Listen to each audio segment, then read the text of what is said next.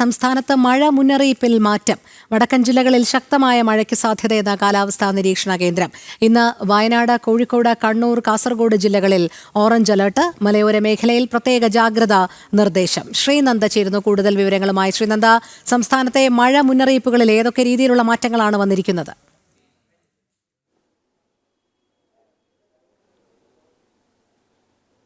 രോഹിണി, സംസ്ഥാനത്ത് വരും മണിക്കൂറിൽ ശക്തമായ മഴ തന്നെയായിരിക്കും ഉണ്ടാവുക എന്നൊരു മുന്നറിയിപ്പാണ് കാലാവസ്ഥാ കേന്ദ്രം നൽകുന്നത്. നാളെയും അതുപോലെ ഞായറാഴ്ചയും മഴ തുടരുമെന്നൊരു കാര്യം കൂടി പറയുന്നു. മുന്നറിയിപ്പുകളൊക്കെ തന്നെ പുറപ്പെടുവിച്ചിട്ടുണ്ട്. ഇന്നിപ്പോൾ 5 ജില്ലകളിലാണ് ഓറഞ്ച് അലർട്ട് പ്രഖ്യാപിച്ചിരിക്കുന്നത്.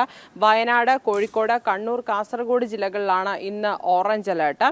അതുപോലെ മറ്റ് 10 ജില്ലകളിൽ ഇന്ന് യെല്ലോ അലർട്ടും പ്രഖ്യാപിച്ചിട്ടുണ്ട്. നാളെയും 5 ജില്ലകളിൽ ഓറഞ്ച് അലർട്ടുണ്ട്.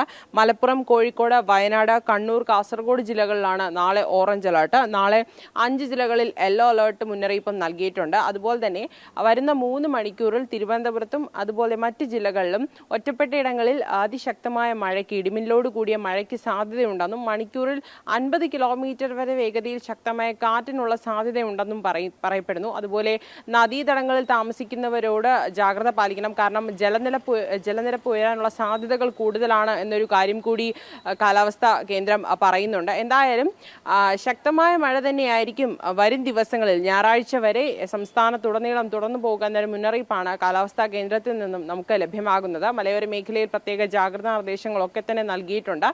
മത്സ്യബന്ധനത്തിന് ഇപ്പോഴും വിലക്ക് തുടരുകയാണ്. ന്യൂനമർദ്ദം 24 മണിക്കൂറിനുള്ളിൽ തീവ്ര ന്യൂനമർദ്ദമായി മാറാനുള്ള സാധ്യതയുണ്ടെന്നും കാലാവസ്ഥാ നിരീക്ഷണ കേന്ദ്രം വ്യക്തമാക്കുന്നുണ്ട്. രോഹിണി, ശരി, ശ്രീനന്ദയാണ് വിവരങ്ങൾ നൽകിയത്.